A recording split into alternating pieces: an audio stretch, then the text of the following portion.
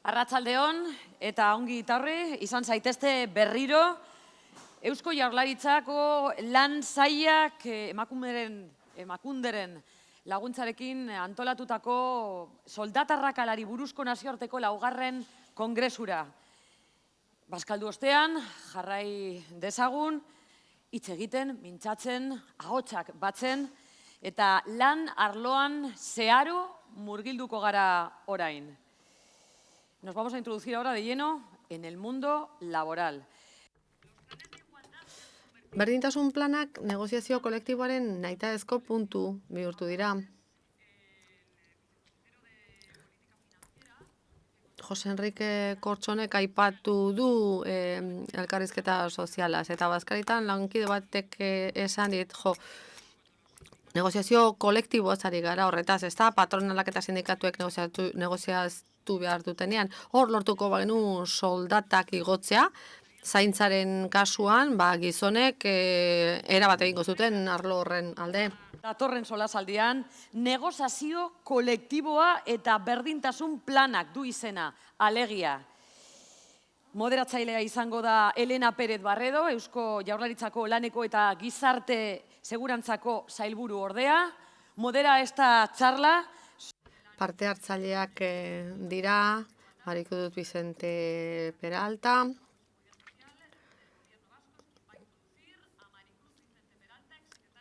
Hori da, Komisiones Obreraseko ekintza sindikal eta enpleguko idazkaria, eta Begoña Murgialdai Martínez, Murgibe Aholkularitzako CEO. Txalotxo bat, mesedez.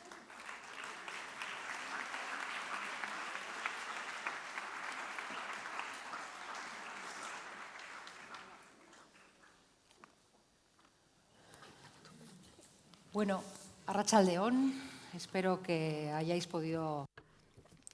Espero dezagun, jatekoak eginda,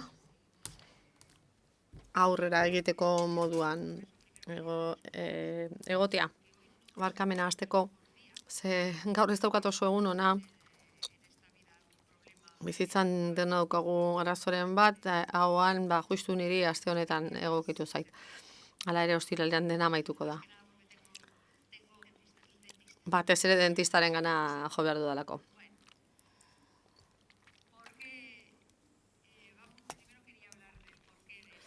Hasteko inguru honi buruzko aipatu nahi dituzke, Maricruz Vicente daukagu hemen, sindikalista ezaguna, eta Begoña Murgialdai ere bai. Urte luzetan berdintasun alde borroka egindakoa. Soldatarrakala gaian kolektiboa oso da. Zenbaitetan galdetzen dugunean nun daude enplegu onak, prestakuntzak eta aipatzen dira. Eta nik esan ohi dut konbenio kolektibo, hitzarmen kolektibo onak dituzten leku horietan hor daudela lan onak. Alde batera utzita kategoria, lanaldi egokiak izaten dituzte, horiei buruz hausnartzen dute, baimenak aztertzen dituzte, eta bar. Gai nagusietako bat, hitzarmen kolektiboaren ingurukoa edo negoziazio kolektiboaren ingurukoa, da feminismoaren eta sindikalismoaren arteko harremana. Sakoneko gaia baita konplexua ere. Mugimendu horiek biak egiturazko desberdinkeriak aztertzeko sortzen dira generoa, feminismoaren kasuan, eta klasea sindikalismoaren artean. Amankomuneko borrokak dira gizartea aldatu nahi dutenak eta desberdinkeria baztertu nahi dutenak. Une historiko berean sortzen dira bi borroka horiek, eta 19. mendean emakume langile asko hasi ziren sindikatuetan antolatzen lan baldintzak hobetzeko. Hala ere, sindikalismoa gizartearen isla ziren aldetik, non emakumearen lana gehien bate etxean zegoen, mundu hori gizonek gidatu zuten, eta hor alde batera gelditu ziren emakumeari lotutako zenbait gai, amatasun sariak, lansariak eta bar. Zenbaitetan feminismoak eta sindikalismoak bat egin izan dute desberdinkeriak azpimarratzerakoan lanaren munduan. Sindikalismoak gero eta gehiago lantzen du emakumearen parte hartzea lan munduan, eta badirudi afiliazio maila handiena emakumeengandik datorrela sindikatuetan. Bestalde, emakumeek ere gero eta sarbide zabalagoa dute lan munduan. Etxeko lana aitortzea, soldata berdintasuna, kontziliazioa. Gai horiek guztiak sindikatuen agendatan txertatu dira, emakume sindikalista feministen lanari esker. Beraz, bi mugimendu horiek elkar hartutan lan egin dute, eta mai hau horren isla da. Nirekin dauden bi emakumeek oso ondo ezagutzen dute lan hori, gizarte eraldeketarako lanean ari direlako, eta berdintasuna gora batean lan egiteko urratsak eman ari dituztelako. Lehen berdintasun plana Euskal Enpresetan 1995koa da. 2005ean lehen legea atera zen. 2007an berdintasunaren lege organikoa zenbait egokitzapen egin dira berdintasun legearen arloan, edo eta berdintasun planen zabalkundea edo zabaltzea egin izan da baita ere, eta erretribuzio berdintasunaren arloan ere biek ala biek lan egin dute. Maricruz Komisiones Obreraseko arduraduna izan da, ekintza sindikalaren arloan, Madrilen, baina baita Araban ere, eta zenbait kargu izan ditu, zenbait ardura izan ditu sindikatuaren barruan. Eta Begoña Murgialdai, Murgibeko CEO-a da, uste asko daramatza berdintasunaren alde borrokan, eta politikan ere izan ditu bere ardurak, eta horretaz guztiaz hitz egingo dugu. Goazen iraganera, lehen partatzaileak Isabelek esan duen bezala, oraina testu inguruan kokatu behar da, eta horretarako jo behar dugu iraganera, jakiteko batez ere zer egin etorkizunean. 85. urtean kokatuko gara, nolakoak izan ziren urteiek. Tira ba, hasteko, eskerrik asko nagon bidatzeagatik, ni bekaduna nintzen, enun ardura politikorik izan. Baina egia da, emakunden hasi nintzela, lanean, 80ko hamarkadan, 1980ean jada borondate bat zegoen generoa zeharkakotzeko borondate bat edo nahi bat, betire erakundeetara begira, eta horretatik abiatu zen emakunde. Handik 2 urtera, ofizioaren kontua direla eta iparraldera joan bari izan nuen, eta, esperientzi batzuen berri jaso nuen. Quality 2000 izeneko esperientzi bat ekarri nuen erresuma batutik. Hori pixka bat kosta zitzaigun, itzultzera, gure institutuan itzulpenura egitea, baina hortik proiektu polit bat sortu zen, Andaluziko institutuarekin batera, baita gobernu zentralekoa, denak sozialisten ingurukoak, eta Optima izeneko proiektua jarri genuen abian.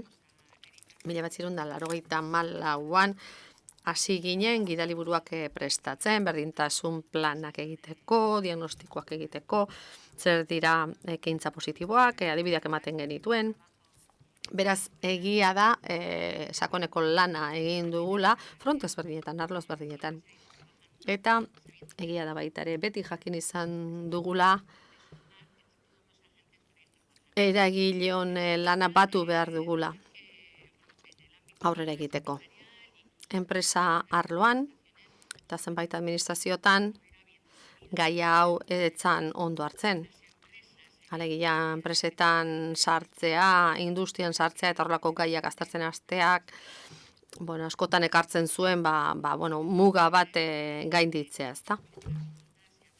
Garai hartan, berdintasun politika hezkuntzan lantzen zen, osasungintzan, enpleguan behar bada, baina enpresan ez hainbeste. Horrekin lortu genuen, hala ere, 1985ean Eusko Jaurlaritzak onespen bat egitea, aitortza bat egitea, oraindik hortxe dagoena, bueno, berdintasun plana daukaten entitate horiei begira. 1985etik 2005 bitartean, 50 enpresak baino gehiagok inolako obligaziorik gabe aposturi egin zutenak. Alegia, beraien erakundeetan berdintasun kontuetan aurrera egitea. Berrikuntza arloko enpresak ziren, kudeaketa aurreatuaren arlokoak, enpresa hoietan lan asko egiten ziren euskera txertatzeko eta bueno, politika elebiduna enpresara ekartzeko, hori guztia oso interesgarria izan zen. Egia da baita ere, egun horietan guztietan, lege organikoaren ondorioz, aurretik baita ere, emakunde diru laguntza batzuk ematen hasi zela, berdintasun lanak egiteko. Hor aldaketak egon dira, dekretu ezberdinen arabera, baina egia da oraindik ere enpresi lagundu egiten die, 10 eta 150 langile dituzten enpresei laguntza ematen die. Sare bat sortu zen, bai sarearen oinarrian egontzena, lan interesgarria egin zen beraz, eta ulertu genuen orduan, erakundeetan lan egiteko ez zela nahikoa borondatea izatea, ez zela nahikoa kontzientzia zuen jende aukitzea dela sindikalismoan dela beste arlotan, baizik eta aholkulari adituak behar zirela, ez? Eta hor emakunde homologazio prozesu batean abiatu zen, hor galbae bat pasatu behar zen, eta uste dut une honetan 40 inguru direla. Izenak esan nahiko nituzke, baino ezin dut, baina gogoan ditut enpresa asko 1998 urtean, 2000 urtean, hilabeteetan, bileretan jardun zutenak gurekin, ulertzezaten taldean egin bertzela lanura, talde anitzean emakumeak, gizonak egon behar zutela, sindikalismoak ere bertan egon behar zuela, eta nola ez informazio desagregatua eskuratu behar zela, baina hori oso iraultzailea zen. Enpresa batzuetan esaten ziaten, baina guk ez dugu begiratzen emakumeak ala gizona diren, pertsonak interesatzen zaigu, ez? Alegia, ohartxo hau, bueno, askotan egin digute urteetan zehar. Egia da, bueno, lan interesgarria izan dela, pedagogikoa, etengabea, uler dezaten aztertzeko datuak ezagutu behar ditugula, gero, bueno, gauzak bideratzen hasteko. Interesgarria izan da edozein kasutan. Marikruz? Zer ekarri du berdintasunaren aldeko borrokak sindikatura? Bai, niretik egingo dut, oro har eragin bat izan du, jakina, sindikalismoaren munduan. Berdintasunen alde borroka egitea, oinarrizko eskubide baten alde egitea da.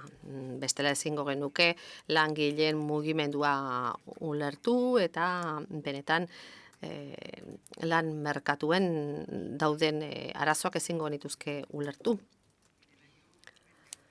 1993 urtean, geldialdi bat egin genuen, edo aldaketa une bat bizi izan genuen,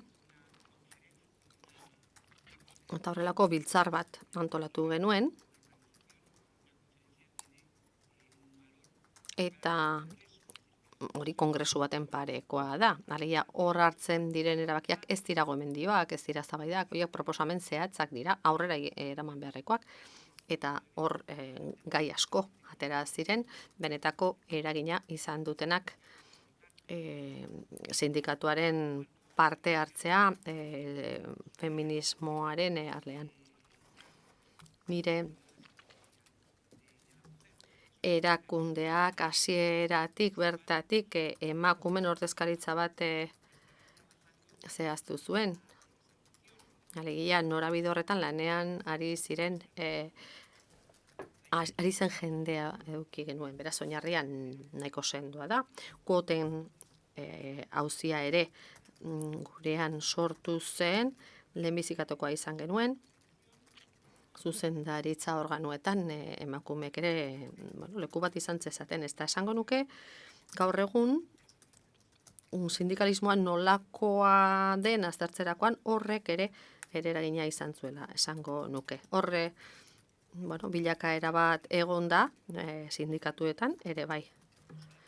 Gurea sindikatu parekidea da, ia. Ze, obligazio ze derrigortuta ala behar duelako, baina baita ere gure afiliazioaren 48% emakumezkoa delako, beraz ia erdia da. Bestalde, aurrerapen handi bat egon da ordezkaritzan. Guk 155 puntuan dauka ordezkaritza hori emakume horien artean, organo guztietan. Horrek esan nahi du, indar handia daukagula gauzak egiteko, ez soilik sindikatu mailan, baita enpresetan ere. Emaitza hori bikaina da, baina jakina bide bat egin du. Sindikatuko emakumeek apostu egin izan ez bagenu berdintasun politiken alde, ze guk 93an jada onartu genuen berdintasun planak egitean enpresetan, beraz, ibilbide luzea egin dugu. Horrek esan nahi du, emakumeak erreferentzi izan gara afilizioarentzat, erakundearentzat, enpresen arloan. Lan hori oso zehatza izan da enpresetako berdintasun planetan. Eta hor ordezkaritza zabala lortu dugu. Ez gara 100% iritsi, baina gero hitz egingo dugu horretaz. Sare on bat daukagu, bermatuko dizuna, ez soilik berdintasun plana sortzea, baita horren jarraipena egitea ere neurri egokiak hartzeko, desberdinkeria murrizteko. Diagnosian antzematen direnak hain zuzen ere. Beraz, mugimendu sindikala oroar emakumeengandik izan ez balitz, jakina hemen era guztietako zalantzak sortzen dira, bai, baina esango nuke, oraintxe bertan, eta nik prozesu osoa bizi izan dut, hasieran begiratzen zituzten eta esaten zuten, baina ez hauek zer nahi dute, emakume zer nahi dute, ezta? Orain arte, nun jendeak gauzak oso ondo ulertzen duen, ze garrantzi duen honek, zer esan nahi duen, eta nola berdintasunen aldeko lana ardatz estrategikoa dan gure ekintza sindikalean. Horrek balio izan du baita ere negoziazio kolektiboaren edukiak hobetzeko eta baita mugimendu sindikalista bera indartzeko ere. Goizean zehar entzun dugun bezala,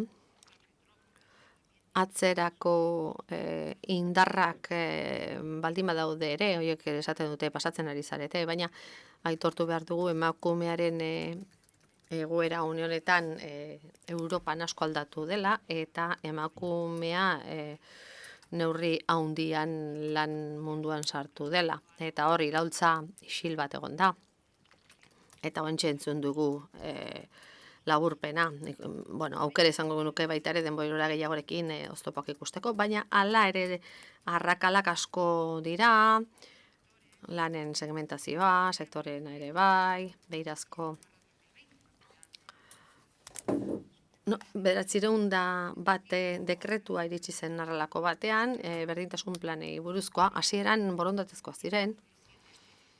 2007an derrigorrezkoa izaten hasi zen 250 langiletik gorakoan, eta gero beste jauzi bat egin zuen 2007koa, eta 2019an jauz hori izan da, dekretu propio bat eukitzea, berdintasun plan horiek edukia zehazten dutenak, eta gainera 50 langiletik gorako enpresek bete behar dutela.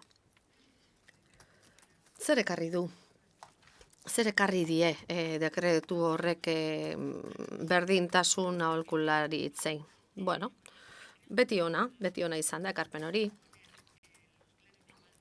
Berdintasun planei nolabaiteko maila bat eman die.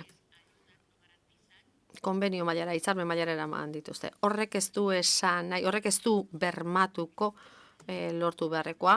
Gero ja gizarteak behartu horren atzetik aurrera egiteko, atzera ere egin dezakegu jakina, baina gutxieneko batzuk ezartzen ditu. Diagnosian, eta baita berdintasun planean bertan ere. Gure ikuspegian oso interesgarriak dira, eta nik esango nizuke Euskadin maila horretan edo bide horretatik lan egin dugula. Adibidez, soldataren azterketarekin zerikusia duen guztia landu dugu, ez? Baina horre naiz ez dut gehiegi sakonduko, baina hori guztia landu izan dugu beti aholkularitza guztietan, kontuan izen da, hau oso lan parte hartzailea dela eta zeharkakoa dela enpresetan. Horregatik beti azpimarratu izan dugu taldea ezinbestekoa dela, anitza, eta horregatik beti eskaini izan dugu prestakuntza ere, aholkularitzetatik. Zer ekarri du beraz? Nik uste dut gai interesgarriak badaudela, transferentziarekin zerikusia duen guztia, horrek asko laguntzen baitiku. Izan ere, soldata arrakalara eraman gaituzten zergati horiek lotuta daude inguru ilun horiekin, ezta? Guk legeak ezagutzen ditugu, baina nolabait hor egitatea datuetara eraman behar da, eta horrek denbora ematen du, jendea etxi egiten da, etxipenez bizi ditu hori, eta behar bada denbora horiek pixka bat arindu beharko lirateke, azkartu beharko lirateke. Zer gehiago ekarri du dekretu horrek? Aurreko planetan komunikazioa, hizkuntzaren erabilera asko lantzen zen, parte hartzea, asko erreparatzen zitzaien kudeaketa prozesuei, nola aukeratu, nola promozionatu eta bar. Baina behar bada soldata arrakalaren alderdi hau eta ekintza positiboaren definizioa bera oso ondo etorri zaizkigu. Alegia, azaltzen da zer den ekintza positiboa, eta esaten da gainera, ez dela soilik egingarria duen zerbait, baizik eta behartuta gaudela hori egiten. Bai, gauzak argitu egin ditu beraz, ezta? Bai. Marikruz, zu dekretuaren negoziazioan egon zinen, ezta? Zeintzuk izan ziren helburuak? Uste duzu helburu horiek betetzen ari direla, garai hartan abia puntu hartu zenituztenak? Bai, nahiko markatuta zeuden helburu horiek. Bat eta 2 dekretu hoien aurretik, eta biak batera doaz. 902 garren dekretua ezinbestekoa da berdintasun planak egiteko. Ezin dira beraz aparte ulertu. Baina ezin dugu ahaztu hori errege dekretutik datorrela, ezin ahaztu.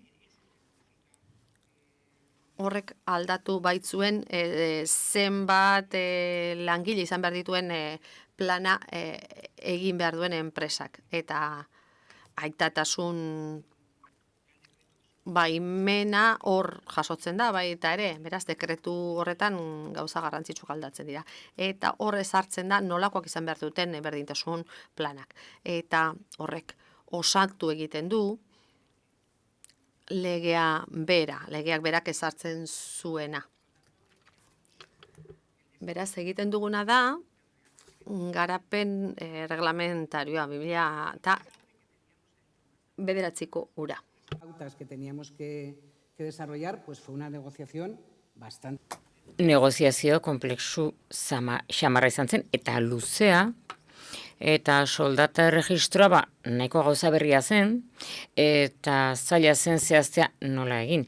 Beraz, modu erraxenean eta eraginkorrean egin zen, gero enpresek aurrera eramateko 9 hilabete egon ginen negoziatzen, errege dekretuak ziren, ez ginen hilabete hemen ikusten, astero baizik.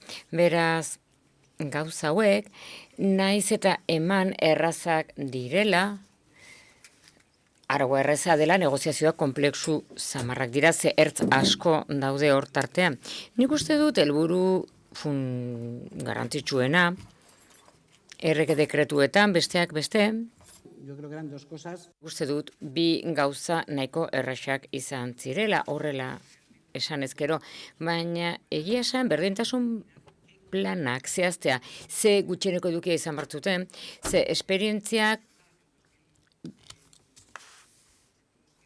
7. dekretutik eratorritakoak ez zuen definitzen ze gauza minimoak aztertu bat ziren, egiten ziren berdintasun planek ez ziren berdintasun planak egia esan.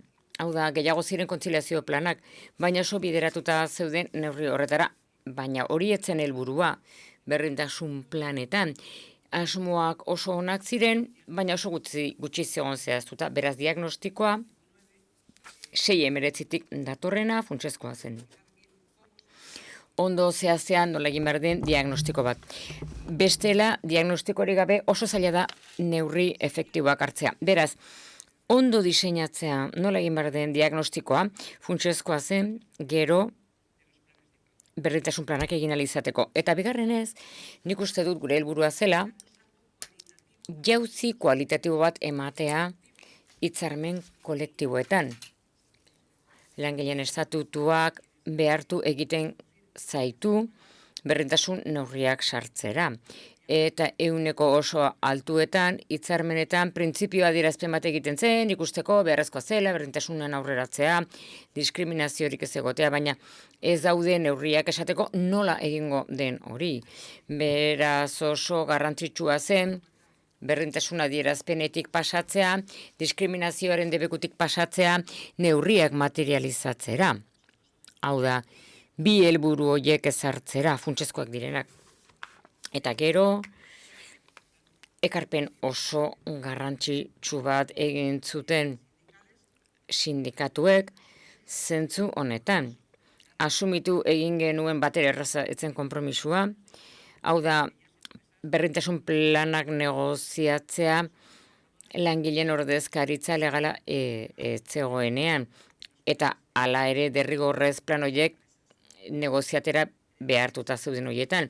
Beraz, ekarpen hori oso garrantzitsua izan zen, ekarpen oso altruista ere sindikatuen aldetik bermatzeko planak edatzea ahalik eta gehien. 50 langiletik gorako enpresentza dira, baina ez dugu ahaztu behar. Kontutan hartu gabe ze langile kopuru dituen berdintasun neurriak ezarri berituzte enpresa guztiek eta dauden diskriminazioak eta desberdintasunak gainditu. Eta uste dut aztertu beharreko elementuak eta diagnostikatu behar diren elementuak direla ardatz argiak lan harremanetan. Adibidez kontratazioa, prestakuntza, sailkapen profesionala, jazarpena, diagnostikatu behar diren gai guztiak eta aztertu behar diren gai guztiak gero neurriak hartu analizateko. Nik uste dut hori dela lan harremanen ardatz nagusia. Horregatik da garrantzitsua horren ondoran egitea, baina horretarako diagnostiko bat izatea. Eta garestia izan ez gero, izaten baldin bada ere, berdintasun planak egin behar dira.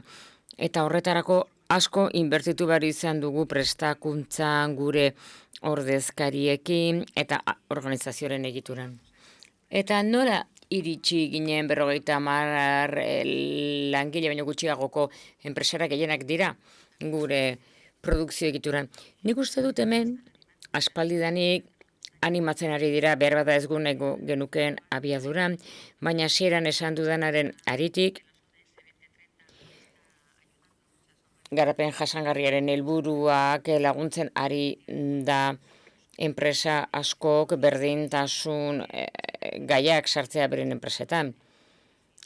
Hau da, kudeaketa aurreratua egitea, berrikuntza, aitortza ere egitea, eta gobernutik ere berdintasun klausula, kontratazio publikoan ikuste dut asko laguntzen ari direla. Enpresa txikiei lagundu egiten diela pilak jazten, naiz eta derrigorrezkoa izan administrazio publikoarekin kontratuak izateko. Beraz, uste dut funtzionatzen duela. Bai, berdintasun legetik harago, diru laguntza bat jasotzeko, edo administrazio publikoarekin kontratazio egiteko eta berdintasun plan bat izateko, enpresak behartu egin ditu bizkorrago jardutera. 902 aipatu duzue berdintasun planaren dekretu garrantzitsu gisa.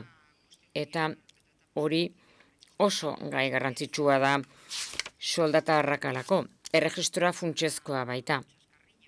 Txeskarrile bat kontatuko dut. Rafael Akarra kontatzen zuen bere memorietan, etxe bat erosi zuela, azkenean saldu egin zuena, egundoko etxea, jakin zuen raiko bere kideak zer irabazten zuen. Eta jakin zuenean kideak zer irabazten zuen, gizonezkoak konturatu zen ze soldatarrakala zuen eta ze diskriminazioa bizi izan zuen. Eta egin behar zuena horregatik etxe bat erosi zuen. Beraz oso garrantzitsua da jakitea enpresan ze gertatzen da. Ze jakin gabe, hau da, behin badugu kultura bat diruari buruz ez hitz egitekoa. Uste dut ez dela bat ere ona emako bentzat. Baina erregistro erretributiboa bere eragozpenekin ere urratz garrantzitsua da. Eta nola ez lanpostuen ebaluazioa genero ikuspegiarekin balio bereko lanpostuak lansari berbera izan behar dutela. Hauzi hauetan nola ikusten duzu? Non dago arazoa? Nik uste dut berdintasun plana ondo dagoela, baina 902 dekretuak arazo praktikoak dituela aurrekoak baina. Nola ikusten duzue, Marikruz? Bueno, gauza bat esan nahi dut. Berdintasun plan bat egitea komplikatua da. Hau da, lehen aipatu duzu, enpresa gehienek, 96ak, 50 langiletik berakoak direla. Hau da, langileen 135 biltzen dute. Eta 160 baino gehiago, berdintasun planari lotuta daude. Eta horiek dira 33.000 enpresa herrialdean. Eta langileen 160ak okupatzen dute. Uda aurretik, zenik uda ondoren ez ditut datua begiratu, baina ez dut uste aldaketa handirik dagoenik 100-kotan. Ordezkaritzara galauten enpresen 155ak badu bere berdintasun plana. Eta 128 ez dutenak ere. Ez gara iritsi esan dezakegu, ez gara iritsi, baina uste du niretzat pertsonalki, nik nahi nuke une honetan dena estalita egotea. Baina berdintasun plan bat egitea oso zaila da. Hau da, egoera berri bat da, ere bai. Bai, negoziatzeko moduan, baita ere edukietan ere. Hau da, ez du zer ikusirik hitzarmen kolektibo batekin. Guk hor badugu jadanik bide luzea eginda. Hau da, zer, nola eta zergatik negoziatzen den. Beraz, negoziazio prozesu hori landu behar dugu begi berriekin. Berria baita prestatu behar izan dugu, ikasi jakin nola interpretatu diagnostiko bat. Beraz, gauza hori guztiak ondo egiten balin badira, ez dira gauetik goizera egiten. Bere denbora eskatzen dute, eta bere heltze umotze denbora. Gainera, komentatu duzu gardentasunaren auzia. Baditugu enpresak, adibidez, datuen gardentasuna Begoñak ere hola dio. Topo egiten duzu, zailtasun asko daudela, enpresak zuri datu guztiak emateko, berdintasun plana egiteko. Ez balin bagara exigenteak eta ez badizkigute datu guztiak ematen, gaizki gabiltza. Beraz, exigenteak izan behar dugu. Beraz, 155, bakarrik egin badugu 100 izan berrean, hori gertatu da, zuk plan bat negoziatzen duzunean, ez duzulako informazio horik, enpresek zati bat ematen dizue, beste batzuk ez, guk dena behar dugu, diagnostikoa ezin dugu zatika egin, dena batera egin behar dugu, beraz sortzen diren arazo hori guztiak ez dira hitzarmen kolektibo baten ondoan, edo hoiei buruz sortzen, baizik eta planetan hori oso garrantzitsua da. Beraz, uste dut gardentasunaren kultura enpresen baitan elementu funtsezkoa dela, ondo funtzionatzeko, lan egiteko eta berdintasun planak behar bezala egin ahal izateko. Beraz, badira, momentu batzuk, plan bat negoziatzera xertzen gara, baina ezin dugu jarraitu azkenean ikuskaritzan bukatzen dugu. Denok ezagutzen ditugun izapidetza horiek, hola gertatzen da. Beraz, nik emaitza honekin, uste dut, aurrerapen oso ondia dela. 18.000 bat enpresa, 20.000 bat enpresa, 33.000 horietatik, baina uste du norabide honean goazela. Uste dut planak horrela egin behar direla, exigituz hasiera bertatik, beharrezko garrantasuna. Eta soldata erregistroak, hor, enpresek derrigortuta daude hori egiteko, ez ditugu datuak. Hor ez dago negoziazio prozesu bat, guk egin behar dugu benetan egiaztapen prozesu bat. Eta gainera, gaur goizean ere komentatu da. Hemen hauzi ez da bakarrik oinarrizko soldatei buruz hitz egitea, edo hitzarmenetako soldatei buruz hitz egitea, baizik eta hitz egitea baita ere hitzarmen kolektibotatik ezatozen soldatei buruz, eta hor dago enpresen diskrezionalitatea. Eta hori ere registroan egon behar du. Batzuetan zaila da hori mugatzen. Ez badu zu behintzat ezagutza nahiko sakona enpresaren inguruan. Behar bada plus batzuk ordaintzen ari dira eta horiek hor egon behar dute ere. Beraz agertzen ez diren plus horietan benetan gertatzen da soldatarrakala. Zorionez uste dut hitzarmen kolektiboak, negoziazio kolektiboak lan handia egin duela mota guztietako desberdintasunak ezabatzeko, baina lan handia ere egin du bermatzeko soldata berdintasuna hitzarmen kolektiboetako tauletan. Baita ere talde profesionalen nomenklatura zein den, baita ere sailkapen profesionalak nolakoak diren. Ze hor ikusten dugu, eredatu egiten ditugula sailkapen profesional horiek, lan ordenantzak, eta argita garbi diskriminatzaileak ziren emakumeak hau, gizonak hau, kategoria feminizatuak, maskulinizatuak, jakina, lan hori dena egiten joan gara. Guk ez dugu hitzarmen bat hartzen da esan, hemen gizon eta emakumeen artean aldea dago, ez hori ez. Besteak beste, administrazioak ez luke hitzarmen hori homologatu behar horrela balin badago, beraz administrazioaren kontrola, berda? Hitzarmen kolektiboetan, esate baterago. Beraz, gauzak ez dira xamurrak, baina uste dut garrantzitsua dela, naiz eta ez konpondu arazo guztiak, lagundu egiten dute eta horretarako legeria bat behar dugu bultzatu egingo duena gure lana. Eta uste dut errege dekretu hauek eduki handia dutela asko eta gero eta hobeto eginala, beti ere bir negoziatu behar direlako ere bai. Ebalatu behar da beti zer egin den, indarrean egon den bitartean, ikusteko diagnostikoan zeharazo detektatu diren. Nik uste dut tresna osoak direla, beteak, eta uste dut ondo erabiltzen baldin baditugu, eta enpresa konprometitu egiten badira berdintasunarekin, ikusiko dute ona dela langileentzat, baina gainera ona dela enpresentzat. Hori ere ikusi ditugu gaur datu batzuk horrela egiaztatzen dutenak. Eta enpresa horiek produktiboagoak izango dira horrela, eta lehiakorragoak. Eta gainera, behar dugu emakumen kapitala, beren laneskuaren beharra aurrera egiteko, inorkezu hauzitan jartzen, baina, oraindik ere, jarduera tasa 110 gutxiago dugu, eta okupazioan ere bai. Eta arazoak ditugu, oraindik ere gizarte honek errestan darama lanaren sexu banaketa, eta oso bizirik dago oraindik, eta oso ondo ikusten da zaintzaren arloan. Hori da hain zuzen ere oinarri nagusia soldatarrakala gertatzeko, eta gainera egiaztatu egiten da segregazio okupazionalean. Eta segregazio okupazionalean, uste dut, lan handia dugula egiteko, lan asko, oso zabala, esperientzia asko ere baditugu ikusteko zer ari garen egiten, plan pilotuak ditugu, ikusteko nola hautsi benetan segregazio okupazional horrekin. Bestela, ez badugu alor horretan aurrera egiten, ez dugu sekula bukatuko soldata arrakalarekin. Eta ez ditugu behar bezalako enpresa produktiboak izango, produktibitateaz kexu dira, baina hor badago arazoa. Nik erantziko nuke,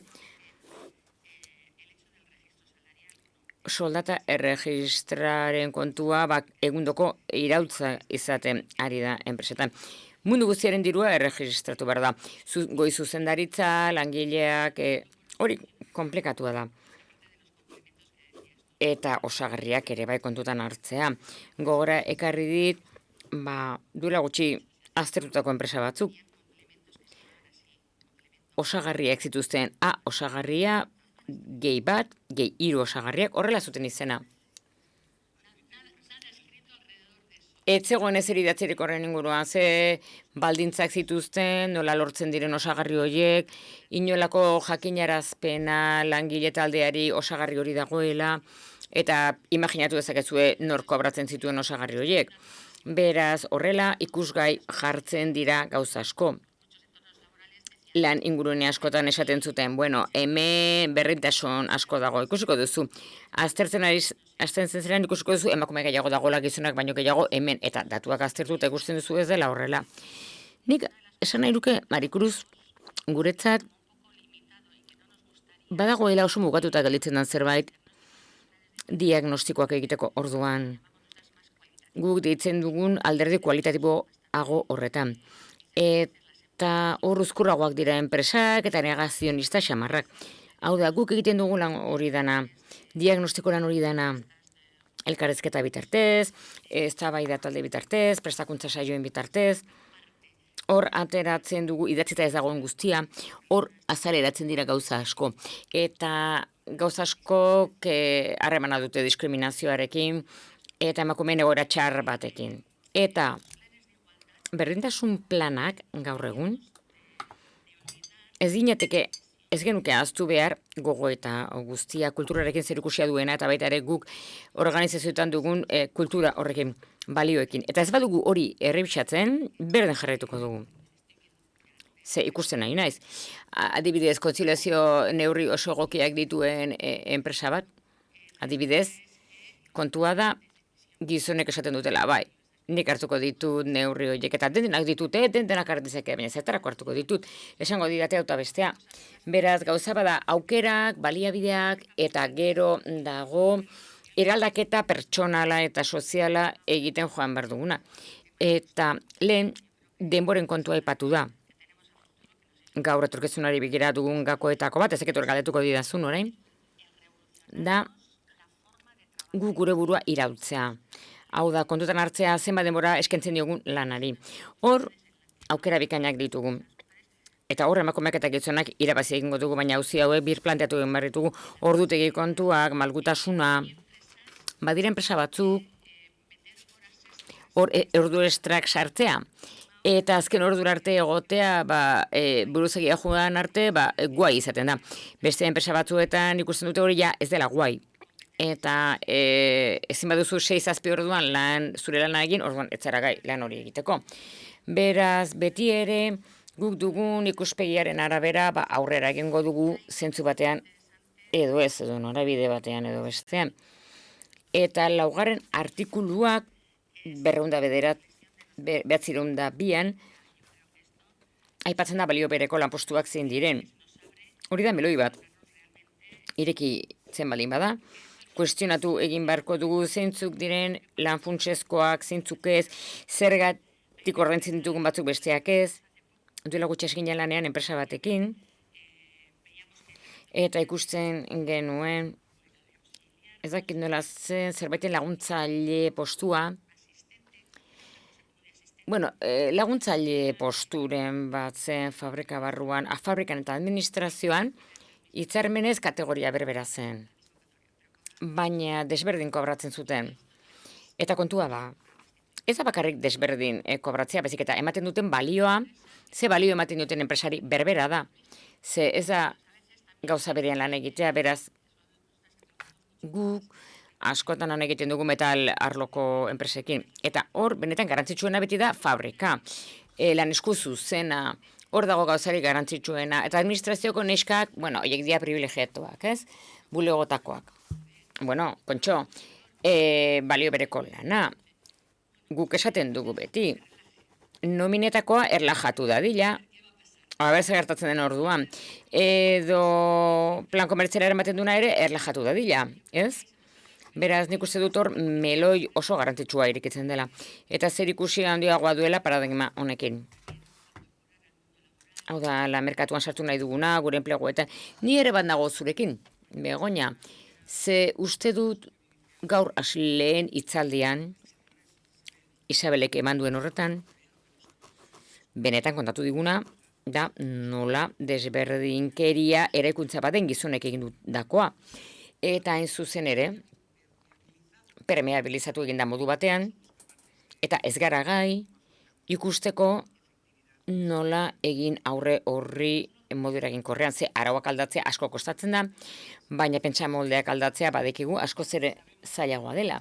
Eta badakigu arauek laguntzen dutela pentsamoldeak aldatzen, baina lanik zailena aldaketa hori da. Pentsamolde aldaketa hori da gehien kostatzen zaiguna. Eta horregatik oso garrantzitsua da, hain zuzen ere, alde ideologikoena lan egitea. Ze gainera, egiturazko arazoa hor ikusten baita hobeto. Eta, hain zuzen ere, zehaztea, 902 dekretuan saiatu ginen definitzen nolabait, ez definitzen baizik eta bilatzen elementu konparagarriak, lanpostuen balorazio bat egitea genero ikuspegitik kontuan hartzeko, lanpostuak baloratzeko orduan. Bueno, nik ulertzen dut, naiz eta ahalegin guztiak egin, oraindik ere, hauzia ez da bat ere erraxa. Eredu bat atera genuen, ikusteko negoziatua nola egin, lanpostu balorazioa nola egin, genero ikuspegitik. Nik uste dut desente laguntzen duela horrek eta gainera negoziatu egin genuen enpresa erakundeekin, organizazioekin, eta arau horiei jarraituz, nik ez dizut esango, arazoak konponduko dugunik 100% erraz definitzeko zer den balio bereko lan bat. Baina uste dut emaitza onak ematen ari dela eta oso tresna eraginkorra dela enpresetan erabiltzeko eta batzordetan eta sindikatuen ordezkarien artean eta haiek sakon ezagutu behar dituzte. Batzuetan gauzak ez dira xamurrak, baina uste dut ahalegindu egin garela bidea irekitzen edo jorratzen edo argi pixkat ematen. Nik uste du lanpostuen ebaluazioa eta osagarrien azterketa genero ikuspegiarekin dela seguruenez gauzari komplikatuena. Ze azken batean horrek eskatzen du aspaldiko pentsamolde bat aldatzea. Eta nik gogoratzen duden azkena da kalean lan egiteateko osagarri bat. Horrek lortzen balin badu kalea garbitzen dituztenak, gehienak gizonak, irabaztea barrualdea garbitzen dituztenak, baino gehiago emakumeak beti. Ez dakit zergatik esan behar duen gauza bat besteak baino okerragoa. Ez dut ulertzen zergatik. Baina, bueno, hitz egin dezagun etorkizunaz. Zerbait falta zaigu, zerbait egin behar dugu.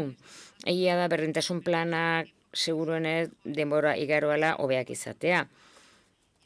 Prestakuntza eta ezagutza gero eta handiagoak izango direlako.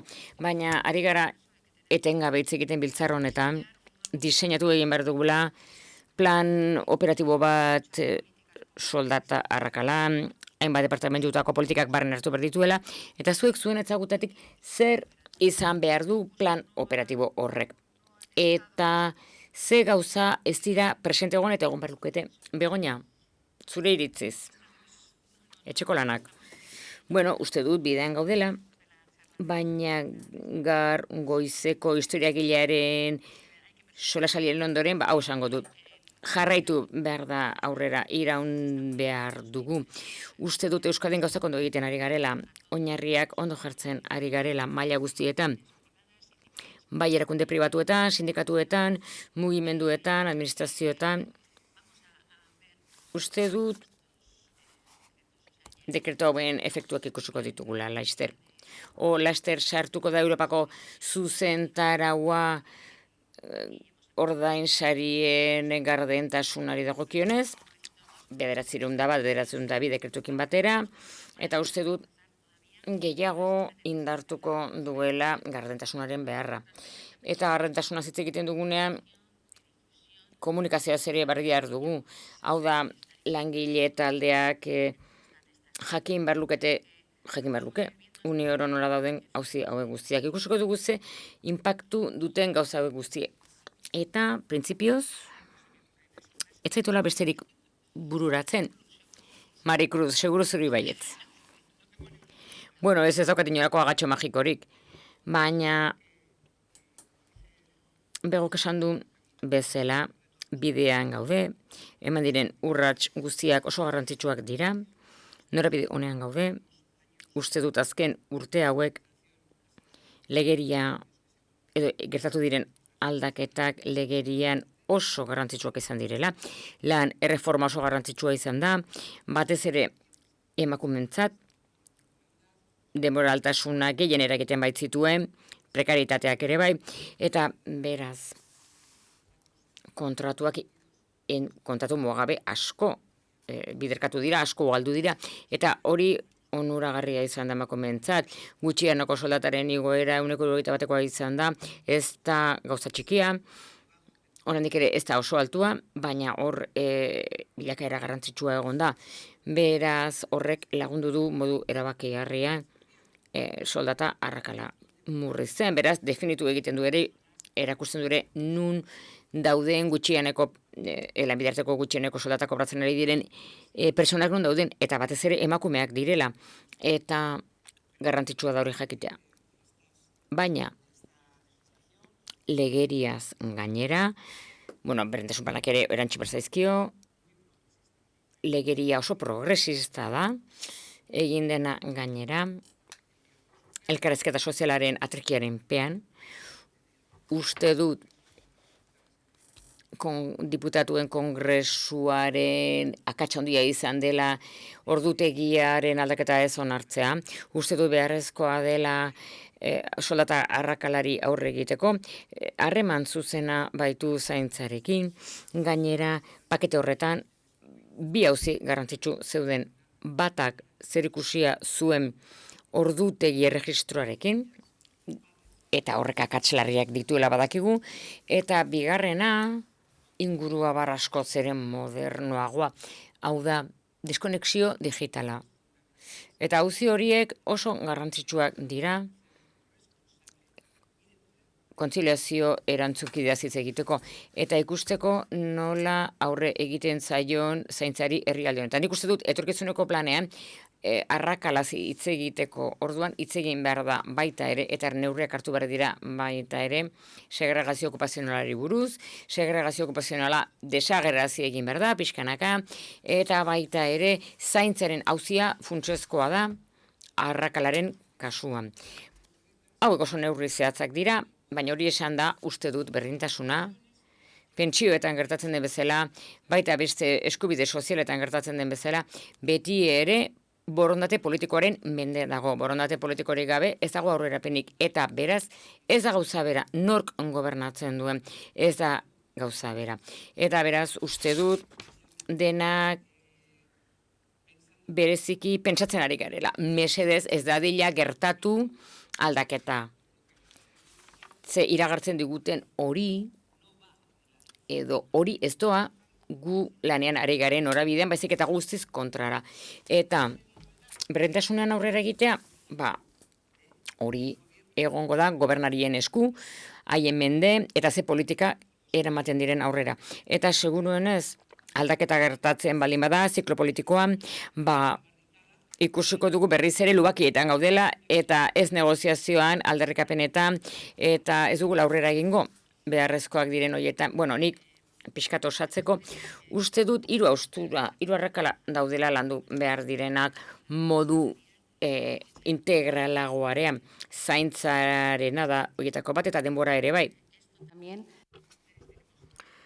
Hor ere, emakumeak pobreago gara, nolabait esateko denbora gehiago daukago, eta behar bada hiruki horretan lan egin genezak etorkizunean ere, pixka bat ikuspegi integralago horretatik. Prestakuntza, bai eta bai. Nik uste dut enpresa asko dagoela, sindikatu asko dagoela, persona asko dagoela, ez dakien ez duena ulertzen zer den genero ikuspegia soldata arrakalan, ez? Nik uste dut hortik eragin dezakegula. Argi dago, time is up, pixka bat pasatu egin gara, eskerrak emana dizkizuek, hore bat da niretzat zuen ondoan eserita egotea, bi emakume hauen ondoan eserita egotea. Eskerrik asko bestei arretagatik, eta espero dezagun ikasten jarraitzea. Esango nuke orain nazioarteko gai batera joango garela. Zenbaitetan nazioartean egoera are ilunagoa da, baina lan jarraituko dugu. Mila esker.